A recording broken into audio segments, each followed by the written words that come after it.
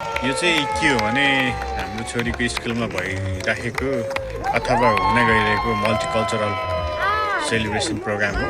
यो चाहिँ भन्नाले जस्तो हरेक देशबाट आएको स्टुडेन्टहरूको बालबच्चाहरूको आफ्नो आफ्नै मौलिक आफ्नै धर्म आफ्नै कल्चर अनुसार कस्तो लुगा लाउने, के गर्ने, कस्तो खानाहरू खाने भन्ने कुरा सबै प्यारेन्ट्सलाई बोलाएर ग्यादरिङ गरेको अनि त्यस पछाडि खानाहरू खाइराखेको सबैजनाले आफ्नोले बनाएर लगेको ल्याएको हो।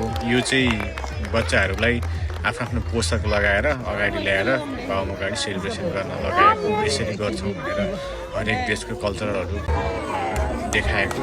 यो चाहिँ सकिसकेर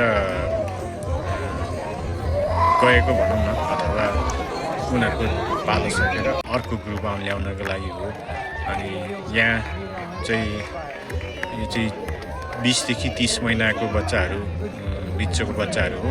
अनि कसैले झन्डाहरू समातेको छ, कसैले समातेको छैन।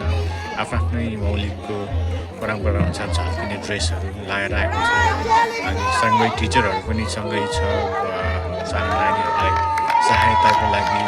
अनि अगाडि एकजना सहयोगीले पनि यसरी हाई गर्नु भनेर भनिराखेको छ। अनि यस्तो